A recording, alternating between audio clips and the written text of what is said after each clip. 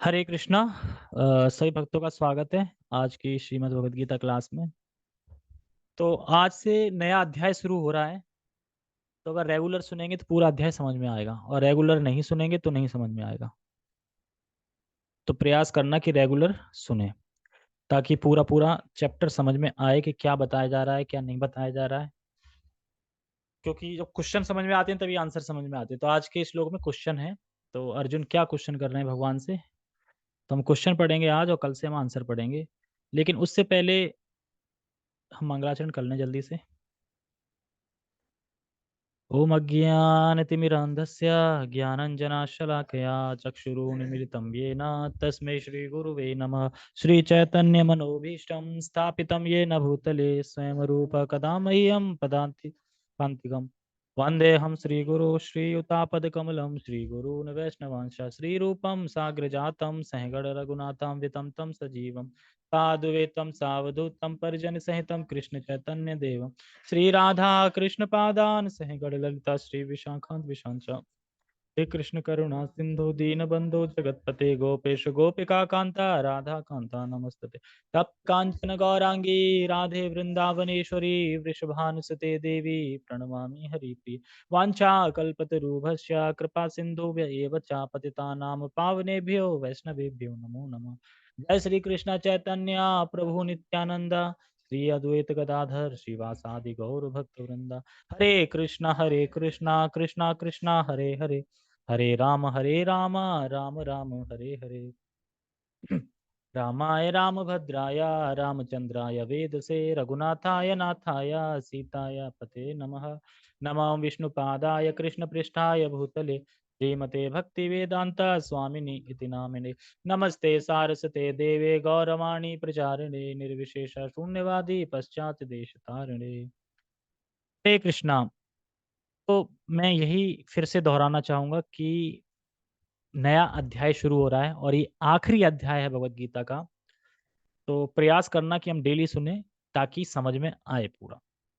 ठीक है, मुझे तो समझ में आ जाता है, इसलिए आ जाता है थोड़ा बहुत भगवान की कृपा से कि मैं डेली सुनता हूँ। इसलिए क्यों सुनता हूँ डेली? क्योंकि डेली सुनाना होता है इसलिए सुनता हूँ। जब सुनाना होता है तो फिर सुनना ही पड़ेगा। तो इसका जो महात्म्य है 18 अध्याय का वो मैं पढ़ूंगा तो हो सकता है काफ़ी टाइम निकल जाएगा, पूरा श्लोक क्वेश्चन नहीं हो पाएंगे फिर आज। मैं खाली समझा देता हूँ कि क्या बताया है। तो भगवत गीता का ये महात्म्य है अध्याय 18 का। पार्वती शिव जी से पूछती हैं, हे शिव जी मुझे बताइए, हे स्वामी मुझे बताइए कि भगवत गीता के 18वें अध्याय का क्या महत्व है, क्या महात्म्य है, क्यों पढ़ना चाहिए और इस पढ़ने से क्या होता है।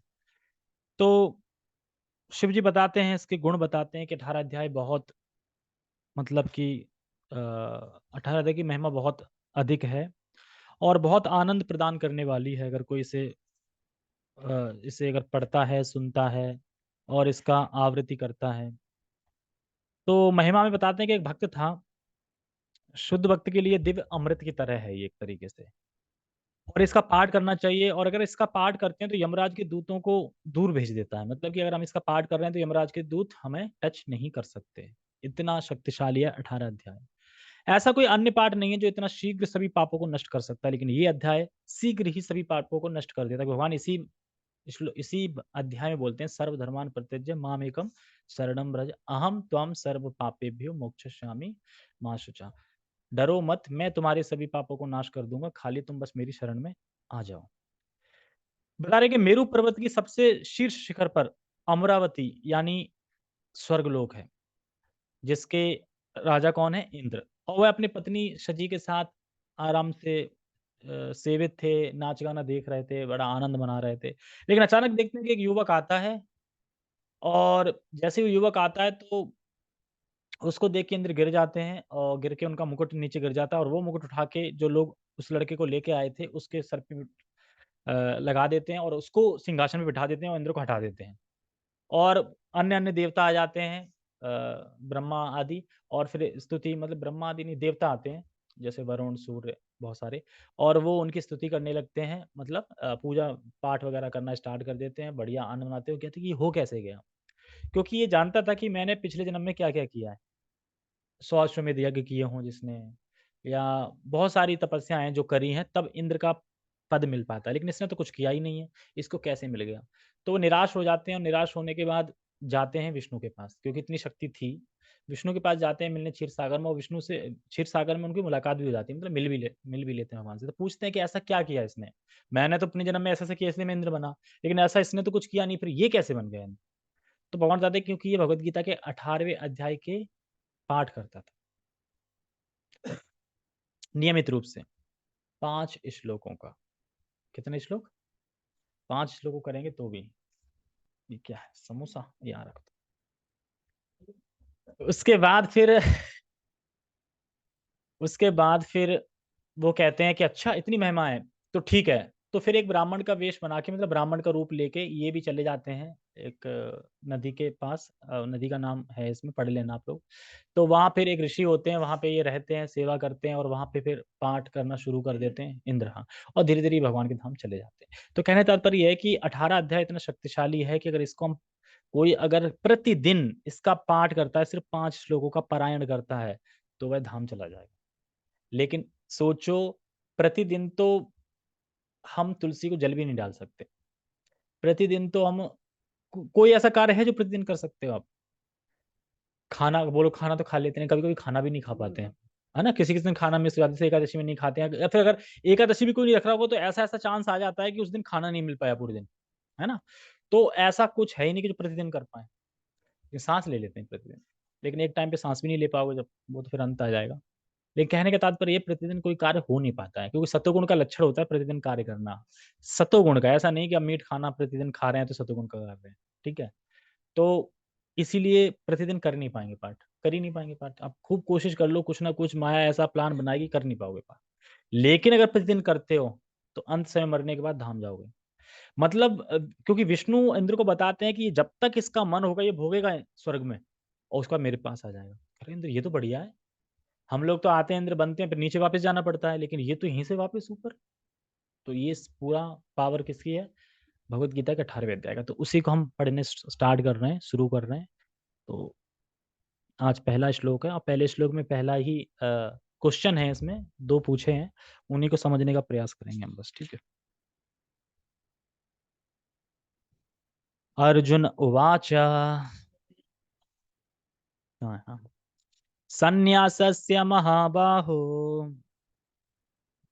तत्त्वमिच्छामि वेदितुम् त्यागस्य च ऋषिकेश पृथक्केशिनिषूदन पृथक् पृथक्केशनिषूदन। अर्जुन उवाच। सन्न्यासयं सन्न्यास सन्न्यास्यस्य महाबाहो तत्त्वमिच्छामि वेदितुम् त्यागस्य च ऋषिकेश पृथक्केशनिषूदन। अर्जुनवाच ने, अर्जुन ने कहा, सन्यास्यस्य महाबाहो, हे महाबाहो। कौन बोल रहा है? किसको बोला जा रहा है महाबाहो? अर्जुन को बोला जा रहा है। हैं?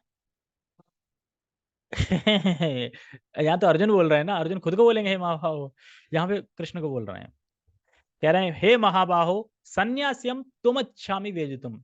मैं पूछना चाहता हूँ, मैं जानना चाहता हूँ, सन्यास क्या है? सन्यास किसे कहते हैं? तब तुम इच्छामि तुम, और मतलब त्यागस्य च, और मैं ये भी पूछना चाहता हूँ त्याग क्या है? हे ऋषिकेश, या मुझे बताओ। पृथक केश निषूदना। पृथक मतलब यह है कि अगर सन्यास और त्याग दोनों एक ही वस्तु हैं, एक ही शब्द है, मतलब एक ही क्रिया है, तो भी मुझे बताइए पृथक। और अगर पृथक हैं, पृथक मतलब अलग-अलग हैं, तो भी बताइए मुझे। तो कह रहे हैं हे केश निषूदन। केश निषूदन मतलब केशी का वध करने वाले भगवान, मुझे बताइए। क्योंकि जिस तरीके से आपने केशी उसका घोड़े के रूप में आया था, किसके रूप में आया? केशी आया किस रूप में था? घोड़े के रूप में आया था ना? हाँ, घोड़े के रूप में केशी आया था। वो उसको, वो संशय को प्रस्तुत करता है वो। तो मेरे माइंड में भी संशय आ रही है, तो आप इसका वध कर दीजिए, मतलब बता के, निवारण करके। और ऋषिकेश क्यों बोल रहे हैं? ऋषिकेश इसलिए बोल रहे हैं कि तुम ही इंद्रियों के स्वामी हो, तो उसमें मेरा मन बुद्धि सब आ गई इंद्रियों में, ठीक है? तो मन बुद्धि आ गई, तो ये संशय भी आपने ही डाला है। आपने ही डाला इसीलिए ऋषिकेश बोल रहे हैं। अब समझ में आ रहा है ऋषिकेश क्यों बोला जा रहा है और केश निषूदन क्यों बोला जा रहा है। केशी मतलब केशी का वध करने वाला। बारिश हो रही है क्या? प्रभु जी ऋषिकेश का मीनिंग बोल दीजिएगा प्लीज, ये मेरा नाम है। अच्छा मेरा नाम है ऋषिकेश, मतलब कि इंद्रियों के स्वामी। हमारी 5 इंद्रियां हैं, आंख नाक कान, ठीक है, और मन है, बुद्धि है, तो इन सब के स्वामी ऋषिकेश। तो क्योंकि जो भी हमें स्मरण आता है, या जो भुलवाते हैं, या जो भी हम कुछ कर पाते हैं अपनी बुद्धि से, तो वो उसके स्वामी कौन है? ऋषिकेश। तो इसलिए मैं क्रेडिट ऋषिकेश यानी भगवान को देना चाहिए। तो ऋषिकेश का मतलब ये है इंद्रियों के स्वामी, ठीक है। तो हम वे कौन है? हम तो इंद्रियों के गौदास है ना, लेकिन इंद्रियों के स्वामी कौन है? भगवान है। तो जब वो इंद्रियों के स्वामी, तो वो सब जानते हैं तुम क्या सोच रहे हो, क्या तुम्हारे मन में लाना है, तो इसलिए बोला जा रहा है, ठीक है। ओके, श्लोक समझ में आ गया? फिर से समझा देता हूँ। हे महाबाहो कृष्ण, मैं जानना चाहता हूँ संन्यास क्या है और त्याग क्या है। हे ऋषिकेश यानी इंद्रियों के स्वामी, बताओ मुझे। फिर कह रहे हैं पृथक केश निषूदना, केशी को मारने वाले भगवान को यहाँ केशी को मारने वाले। और पृथक का मतलब ये बता रहे हैं कि अगर ये त्याग और संन्यास एक ही चीज होती है, मान लो कि नाम अलग अलग है पर चीज एक ही है, तो भी मुझे बताइए। और अगर इनमें भेद है, अलग है, पृथक है, तो भी मुझे बताइए। एग्जाम्पल देते हैं। अगर पृथक है, जैसे पेड़ और पत्थर, अपोजिट होता है कि नहीं, बिल्कुल पेड़ पत्थर, कोई मैचिंग है पेड़ पत्थर का, तो बताइए। या फिर अगर दोनों वस्तु एक ही है, मतलब शब्द अलग अलग हैं लेकिन मतलब एक ही है, जैसे पांडव और कुरु, कुरु पांडव एक ही, मतलब है कुरुनंदन बोलते हैं अर्जुन को, पांडव है तो यानी एक ही, समभाव मतलब समान। तो भी मुझे बताइए, मतलब मुझे बताइए, क्योंकि ये मुझे संशय उठा है और ये संशय आपने उठवाया है, इसलिए मुझे इसका निवारण कीजिए। हे केश निषूदन, क्योंकि आप केशी का वध करने वाले भगवान हैं, तो जिस तरीके से आपने केशी का वध किया, उसी तरीके से मेरे इस संशय का वध कर दीजिए। तो केशी घाट कौन कौन गया था? अब सोचो, वहां भगवान ने मारा था उस केशी को, कितना पास है ना, अपन केशी घाट गए थे। चील घाट नहीं, चील घाट अलग होगा ना, चील घाट अलग है, घाट काफी है ना। ये केशी घाट है, जैसे वंशी घाट है, तो ये केशी घाट है। तो केशी घाट पे भगवान ने केशी का वध किया था। बहुत अच्छा लगता है केशी घाट पे, हम रुके थे ना, धुंधला कोहरा था वहां पे, है ना, सुबह सुबह किसने दीपदान किसने किसने किया था वहां पे? आगे कहाँ किया था तुम? वहीं केशी घाट ही तो था, वहीं तो किया था तुम थोड़े एक स्टेप आगे तो खड़े थे तुम। हाँ, तो फिर तुम चले नहीं गए, तो वहीं केसी घाट ही तो किया था सबने। तो करना चाहिए, क्योंकि हम जाते हैं तो करना चाहिए।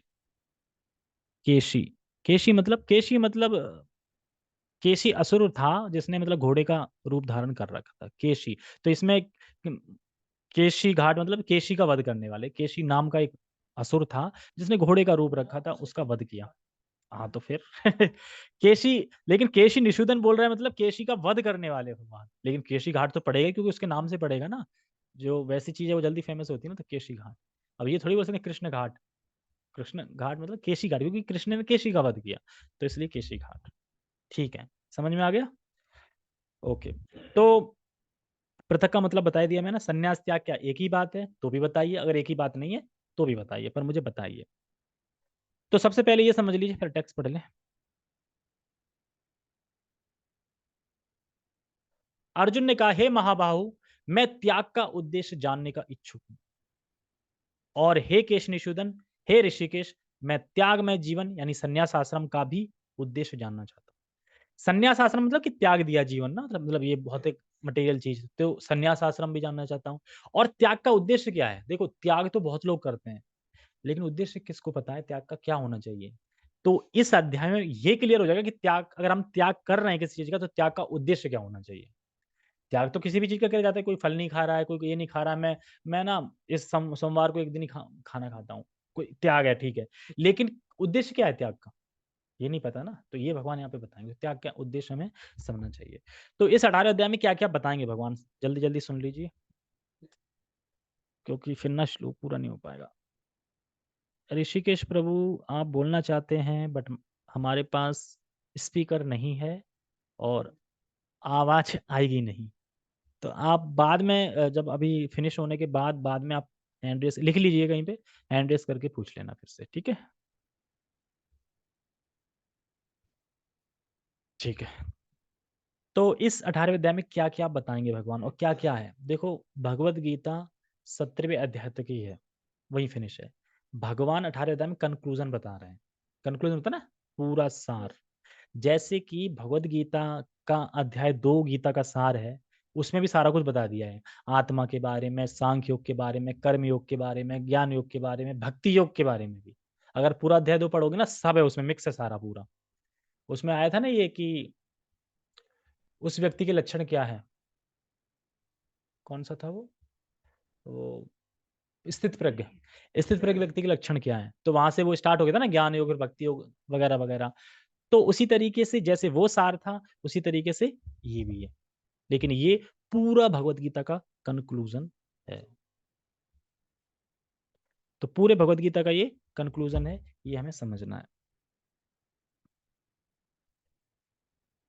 तो इसमें बता रहे हैं, जानना चाहता हूँ, मतलब मैं उद्देश्य जानना चाहता हूँ, सन्यास का उद्देश्य क्या होना चाहिए, त्याग का उद्देश्य क्या है? ये दोनों एक ही हैं कि अलग अलग हैं, बताइए, संशय उठ रहा है मुझे। और याद रखना, जब किसी को संशय उठता है तो वो बेचैन हो जाता है, जब तक संशय निवारण नहीं हो जाए। टेंशन नहीं रहती संशय उठ जाए तो। मतलब मान लो कथा सुन रहे हो, संशय आ गई एकदम बीच में, तो अब तुम सोचती रहोगे संशय ऊपर में, कब पूछें कब। संशय का निवारण नहीं अब तक हो जाएगा ना, तो डाउट आता रहेगा। जैसे कि कभी कभी हम मूवी देखते हैं, बहुत एक एग्जाम्पल है। तो मूवी में कभी कभी ऐसा होता है कि हमें दिख रहा है कि ये था, लेकिन हीरो जो है वो मतलब नहीं समझ पा रहा है उस चीज को, वो हम समझ रहे हैं, तो हमें रहती है, यार कब समझ में आएगा। जैसे वो वाला मूवी थी ना, कौन सी थी वो, जिसमें स्वेटर था, दीपक बना था, वो उसे ढूंढ रहा था स्वेटर करके लिए, हमें पता है वो वहाँ वहाँ है वहाँ, लेकिन वो वहाँ जा नहीं रहा, वहां से लौट गया। तो हमें रहता है कब पता चलेगा इसको, तो हमें वो उसी पे दिमाग लगा रहता है। उसी तरीके से संशय है तो संशय पे दिमाग लगा रहेगा, इसलिए संशय का निवारण कर लेना चाहिए। तो जैसे प्रभु जी बता रहे थे, संशय होना गलत नहीं है, पर संशय बना रहना घातक है, भक्ति से तुम्हें खत्म कर देगा अगर संशय बना रहेगा तो।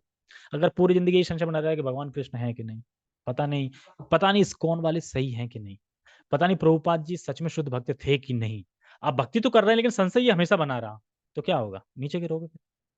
ये चीज हमें समझनी है। तो देखो, जो इन सब के अर्थ क्यों उनको मतलब इन सब के अर्थ समझो कि ऋषिकेश क्यों बोल रहे थे, केश निषूदन क्यों बोल रहे थे। ऋषिकेश में बता दिया कि वो बुद्धि के नियामक हैं, मन बुद्धि सबके नियामक हैं, तो उन्होंने ये बात डाल दी आपके अंदर कि ये संशय अब ये पूछो तुम। प्रश्न किसने डाला अर्जुन के अंदर? भगवान ने डाला। अब उस प्रश्न का निवारण भी कौन करेंगे? केशी, केश निषूदन, क्योंकि आपने केशी का वध किया, और केशी प्रेजेंट करता है उसी को, संशय को। तो इसलिए इसलिए नाम कर रहे हैं महाभाव, तो है ही भगवान, तो महाभाव है ये।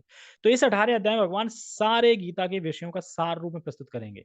कैसे? जैसे समझिए, और भक्ति के रस को प्रस्तुत करेंगे। क्या क्या करेंगे? पूरे भगवत गीता के सार को प्रस्तुत करेंगे, भक्ति के रस को प्रस्तुत करेंगे, और भक्ति के अंतर्गत शरणागति को भी प्रस्तुत करेंगे। क्या क्या टॉपिक हो गए? पूरे भगवत गीता का सार प्रस्तुत करेंगे, और भक्ति के रस को प्रस्तुत करेंगे, और भक्ति करेंगे तो उसके अंतर्गत जो शरणागति है उसको भी प्रस्तुत करें। तो भक्ति का रहस्य मतलब क्या है? जैसे मन मना मद भक्तो, ये श्लोक आएगा इसमें। ठीक है, तो यानी अगर ये श्लोक को कोई पकड़ ले, तो भक्ति का पूरा ये मन मना मतलब मुझे मन लगाओ, मेरी पूजा करो, मुझे नमस्कार करो, ये सब है ना भक्ति का। तो इससे भी भगवान के धाम पहुंच जाएंगे, अगर इस श्लोक को प्रैक्टिकल अपने जीवन में उतार लें तो धाम की प्राप्ति होगी। और भक्ति में भी भगवान की शरण कैसे ली जाती है, ये भी 18वें अध्याय के आखिरी में बताया जाएगा कि भगवान की शरण कैसे ली जाए, क्या करें कि भगवान की शरण हम ले लें। जैसे कहना सर्व धर्मान प्रतिज्ञा श्लोक आएगा, मेरी शरण में आओ, इस तरीके से। और इसमें बता रहे हैं कि 1 से लेके 2 से लेके 6 अध्यायों, मतलब इसमें 6-6 अध्याय को समराइज करके बताया एक तरीके से। 6 मतलब पहले 6 अध्याय, फिर 6 अध्याय, फिर 6 अध्याय। पहले 6 अध्याय ज्ञान योग, कर्म योग, ध्यान योग, अष्टांग योग, फिर भक्ति योग। फिर बीच के 6 अध्याय टोटली भक्ति। और फिर 6 अध्याय उसमें ये बताया रजोगुण, तमोगुण क्या होता है, परा-अपरा क्या होता है, 15-15 एक ऊंच उल्टा वृक्ष, सीधा वृक्ष, ठीक है? देवी तथा असुरी गुण क्या होते हैं, ये सब बताया ना 6 में। तो समझ में आ रहा है? 6-6-6 18 इस तरीके से। तो इसीलिए इस अध्याय का नाम उपसंहार है। उपसंहार मतलब कंक्लूजन। ठीक है? तो इस तरीके से। और बाकी जो इसमें प्रश्न पूछ रहे हैं अर्जुन त्याग और सन्यास के बारे में, तो ये कहाँ से पूछ रहे हैं? तो त्याग के बारे में भगवान ने बताया था 4.20 में, देख लेना, पढ़ लेना त्याग के बारे में। और सन्यास के बारे में बताया था 5.13 में। तो ये वहीं से बता रहे हैं। तो पृथक का बता ही दिया मैंने। तो एक बार फिर बताओ कि क्या प्रश्न है 2 अर्जुन के? यहाँ पे प्रश्न क्या है अर्जुन का?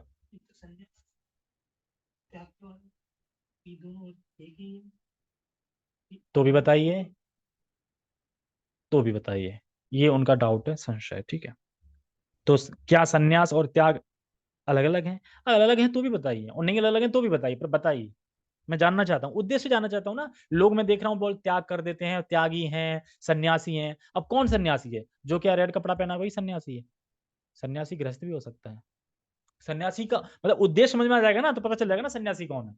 उद्देश्य नहीं समझेंगे तो हम वही समझेंगे जो बाबा दिख रहे हैं सामने, बस वही सन्यासी है ना, यही दिखेगा ना। तो सन्यासी मीनिंग है कौन? और ऋषिकेश तो आप समझ लेते हैं। तो भगवान ने ये प्रश्न अर्जुन के बुद्धि में डाला है, इसलिए ऋषिकेश बोल रहे हैं, क्योंकि वो कंट्रोलर है हमारी सभी इंद्रियों के। तो ऋषिकेश कहने का ये अर्थ है कि जो इंद्रियों के स्वामी है, मन और बुद्धि के भी स्वामी है, इसलिए आपने मेरी बुद्धि में प्रश्न जागृत कर दिया है। और आप ऋषिकेश शब्द इसलिए महत्व है। और केशी का मतलब बता ही दिया कि केशी का वध किया था, तो आप मेरे संशय का वध कर दीजिए। तो भक्ति में संशय होना सही है, लेकिन बने रहना गलत है। हाँ, यही तो हम सीखेंगे इस अध्याय में, त्याग और संन्यास।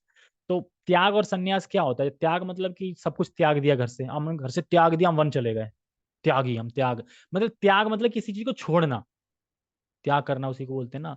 और संन्यास, संन्यास मतलब कि अब मैंने संन्यास ले लिया है, एकदम जीवन विरक्त हो गया है, अब सब चीजों से दूर हूं मैं, बस अब भगवान का भजन करूंगा, संन्यास। लेकिन इन दोनों का उद्देश्य क्या होना चाहिए? तो इस उद्देश्य को हम उसमें पढ़ेंगे। अभी ये सारा आगे आएगा, त्याग क्या है, संन्यास क्या है, भगवान बताएंगे, ठीक है।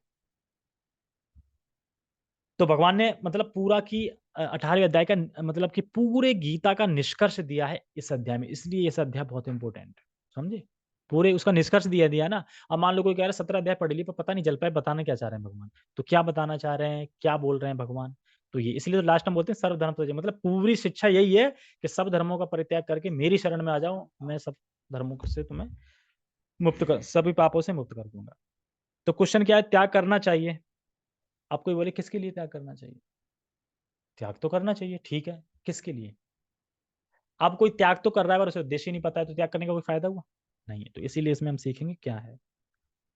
और केशी मतलब घोड़ा। तो उसके बताते हैं कि जब भगवान ने वध किया उसका, तो अपना पूरा हाथ उस घोड़े के मुंह में घुसेड़ दिया ऐसे करके, और घुमा दिया ऐसे।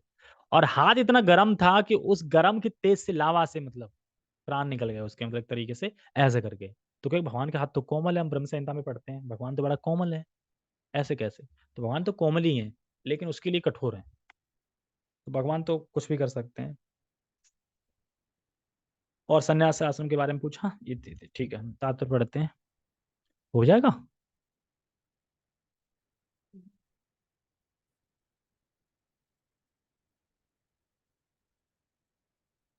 तात्पर्य वास्तव में भगवत गीता 17 अध्यायों में ही समाप्त हो जाती है। 18वां अध्याय तो पूर्व विवेचित विषयों का पूरक संक्षेप है, यानी कंक्लूजन देता है पूरे गीता का, पूरक संक्षेप है। प्रत्येक अध्याय में भगवान बल देकर कहते हैं कि भगवान की सेवा ही जीवन का चरम लक्ष्य है। इसी विषय को इस 18वें अध्याय में ज्ञान के परम गुही मार्ग के रूप में संक्षेप में बताया गया है। प्रथम 6 अध्याय में भक्ति योग पर बल दिया गया है। योगी नाम अपि सर्वेशम, समस्त योगियों में से जो योगी अपने अंतर में सदैव मेरा चिंतन करता है वह सर्वश्रेष्ठ है। अगले 6, अब देखो समझ लो इसको। पहले 6 अध्याय भगवत गीता के, ठीक है, तो उनमें क्या बताया गया है? उनमें बताया गया है सेकंड से लेकर 6 तक में बताया गया है कर्मयोग, उससे भी श्रेष्ठ क्या है फिर? ज्ञान योग, उससे भी श्रेष्ठ क्या है? अष्टांग योग, उससे भी श्रेष्ठ क्या है? भक्ति योग। फिर भक्ति योग को स्थापित किया 2 से 6 में, ठीक है। और लास्ट में 6 में बोलते हैं कि सभी योगियों में से वो योगी श्रेष्ठ है जो भक्ति योगी है, ठीक है, ये बताया भगवान ने। ये तो हो गया इसका। लेकिन ये किसके लिए है? कोई बोले कि 6 अध्याय ये बताया है किसके लिए? ये है एक सनिष्ठ भक्त के लिए। सनिष्ठ मतलब कि जो भक्ति भी कर रहा है लेकिन उसकी वर्णाश्रम पे श्रद्धा है। अगर मैं वर्णाश्रम के नियम नहीं करूंगा ना तो अपराध लगेगा, मुझे ये जाना पड़ेगा, मतलब डर है। मतलब श्रद्धा किस पे? वर्णाश्रम के नियमों पे। वर्णाश्रम के नियम बड़े अच्छे से फॉलो कर रहा है, ठीक है, कर रहा है और भक्ति भी करता है, तो वह वर्णाश्रम के कर्मों को, और फिर वर्णाश्रम में जो कर्म कर रहा है तो उन कर्मों को फिर भगवान को अर्पित करता है। उनका जो भी फल मिल रहा है भगवान को अर्पित करता जा रहा है, निष्काम भाव से करता जा रहा है। लेकिन शुद्ध भक्त नहीं है अभी ये, शुद्ध भक्त नहीं है। निष्काम मतलब जो वर्णाश्रम है उस पर श्रद्धा है उसकी, इस तरीके से। तो निष्काम भाव से कर्म करता है। और ज्ञान योग, ज्ञान योग पहले कर्म योग करता है, फिर कर्म योग से ज्ञान योग पे आता है, ज्ञान योग पे फिर अष्टांग योग पे, अष्टांग योग से फिर भक्ति योग पे आ जाता है, फिर धाम चला जाता है। मतलब इस तरीके से सीरियल सीरियल ज्ञान योग, ध्यान योग, अष्टांग योग, ये सब सब आ रहे हैं उसी में, ठीक है। इसके बाद फिर 7 से 12, 7 से 12 भगवान ने बात करी है सिर्फ शुद्ध भक्ति की, मतलब भक्ति की बात करी है, उसमें पूरा और कुछ नहीं है, भक्ति। तो 12 तक केवल डायरेक्ट भक्ति का वर्णन किया है। आया ना, मई आसक्त मना पार्था, श्लोक है ना, मई आसक्त, मुझ में आसक्त हो जाओ, मुझ में मन लगाओ, इस तरीके से। और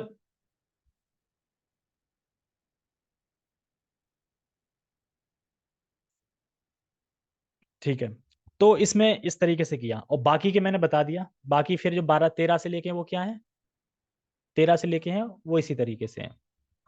हटे ना, हाँ, खा लियो। अगले 6 कहाँ गए? Oh shit.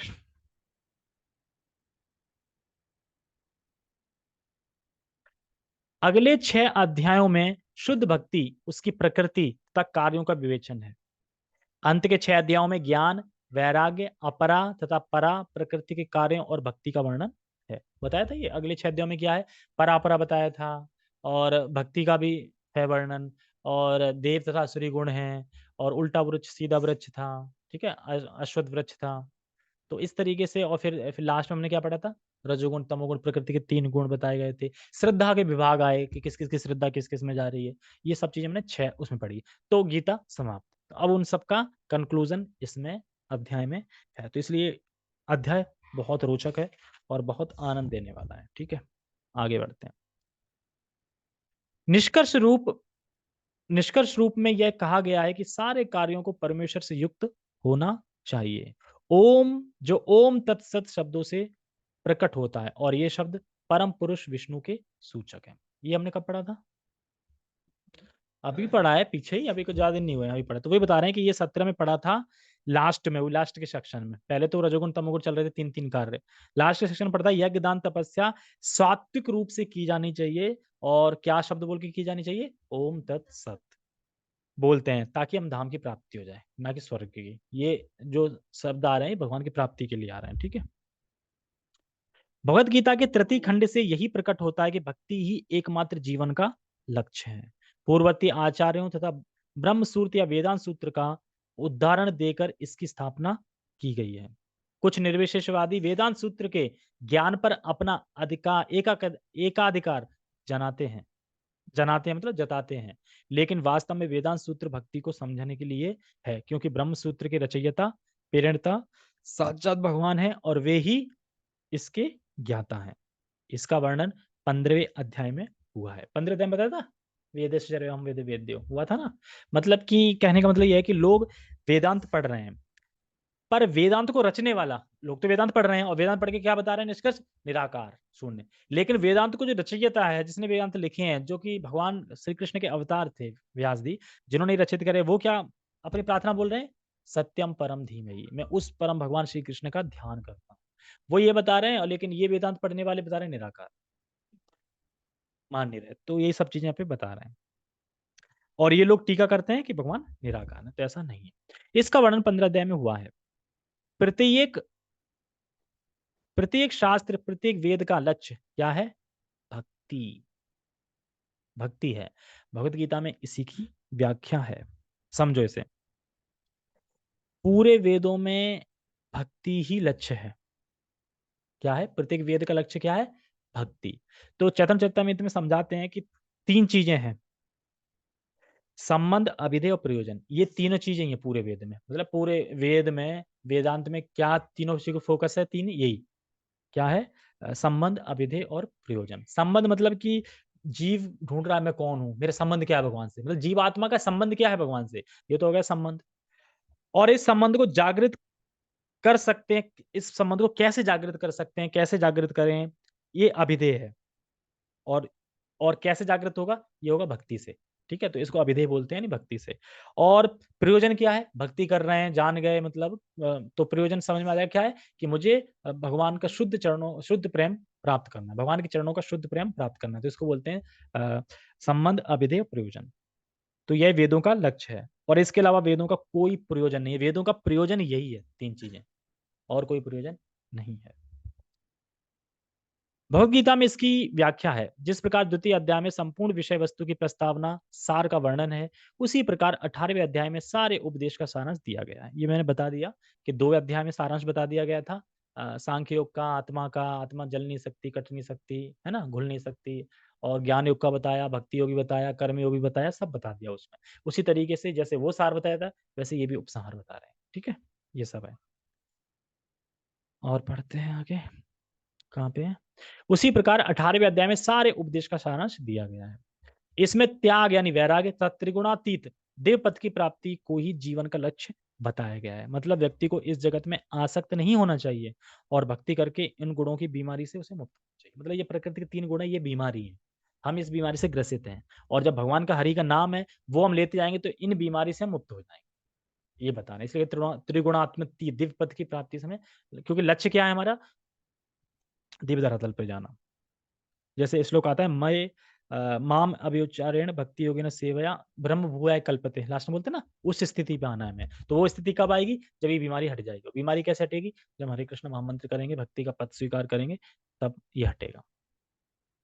अर्जुन भगवत गीता के 2 विषयों का स्पष्ट अंतर जानने का इच्छुक है। ये है त्याग तथा संन्यास। अतः वह इन दोनों शब्दों के अर्थ की जिज्ञासा कर रहा है। क्या आप जानना चाहते हैं? त्याग क्या है, संन्यास क्या है, इन दोनों के उद्देश्य क्या है? क्या ये एक ही हैं? तो भी बताइए, अगर ये अलग-अलग हैं तो भी बताइए। इस श्लोक में परमेश्वर को संबोधित करने के लिए प्रयुक्त ऋषिकेश तथा केशी निषूदन, ये 2 शब्द महत्वपूर्ण है। अब समझ लीजिए, ऋषिकेश कृष्ण है, समस्त इंद्रियों के स्वामी। आप पूछ रहे थे ना कि ऋषिकेश का मतलब क्या है? तो ये है, ऋषिकेश कृष्ण है, समस्त इंद्रियों के स्वामी, जो हमें मानसिक शांति प्राप्त करने में सहायक बनते हैं। ये मतलब कि वही हमें कुछ भी प्रश्न आना हो, करवाना हो, तो क्योंकि वो सब जानते हैं ना क्या कष्ट है, क्या नहीं है, स्वामी है इंद्रियों के, इसलिए।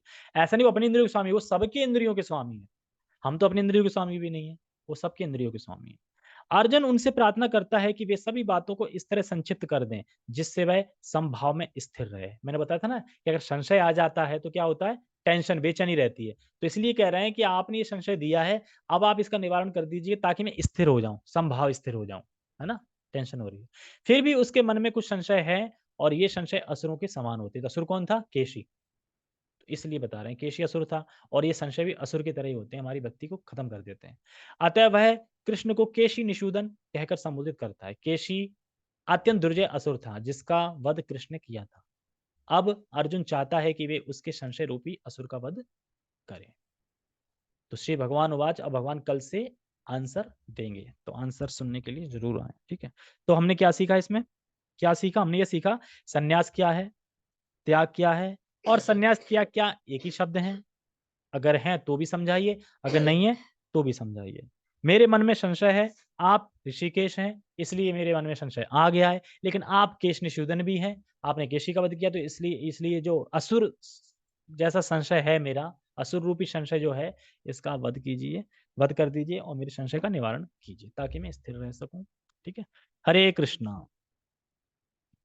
जगत गुरु शील प्रभुपाद की जय। श्रीमद भगवद गीता की जय। नित्य निताई गौर मनंदे। हरि हरि वो। हाँ,